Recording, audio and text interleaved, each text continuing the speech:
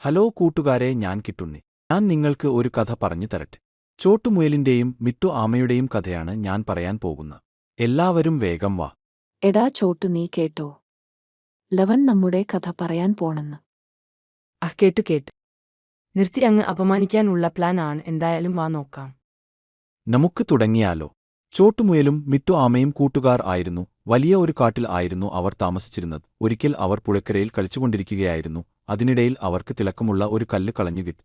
രണ്ടുപേർക്കും ആ കല്ല് വളരെ അധികം ഇഷ്ടപ്പെട്ടു. രണ്ടുപേരും തമ്മിൽ കല്ലിനുവേണ്ടി വഴക്കായി. ഒടുവിൽ അവർ ഒരു തീരുമാനത്തിൽ എത്തി. ഓട്ടമത്സരം നടത്തി വിജയിക്കുന്ന ആൾക്ക് കല്ല് സ്വന്തമാക്കാം. അങ്ങനെ അവർ മത്സരത്തിന് തയ്യാറായി. മത്സരം കാണാൻ കാട്ടിലെ എല്ലാ ജീവികളുമെത്തി. ഒടുവിൽ മത്സരം തുടങ്ങിയ പാടെ ചോട്ടുമുയൽ ശരം വിട്ട പോലെ പായാൻ തുടങ്ങി. പുള്ളിക്കാരൻ നല്ല ഓട്ടക്കാരൻ ആണല്ലോ. എന്നാൽ മിട്ടു ആമയ്ക്ക് അധിക വേഗത്തിൽ ഓടാൻ കഴിയില്ലല്ലോ. എങ്കിലും മിട്ടുവും കല്ലിനു വേണ്ടി ഓട്ടമായി.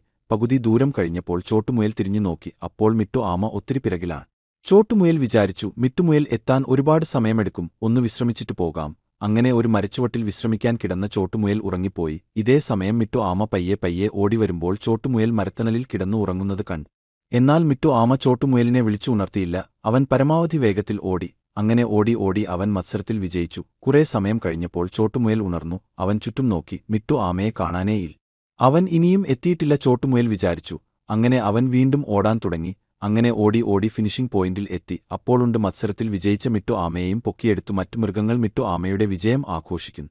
മിട്ടു ആമയുടെ കയ്യിൽ സമ്മാനമായ കല്ലും ഇരിക്കുന്നു. ഇത് കണ്ട ചോട്ടുമുയൽ നാണിച്ചുപോയി. അവൻ കാട്ടിലേക്ക് ഓടിയൊളിച്ചു. എല്ലാവർക്കും ചോട്ടുമുയലിന്റെയും മിട്ടു ആമയുടെയും കഥ ഇഷ്ടമായോ? വേറൊരു കഥയുമായി നമുക്ക് വീണ്ടും കാണാം. ബൈ കൂട്ടുകാരെ.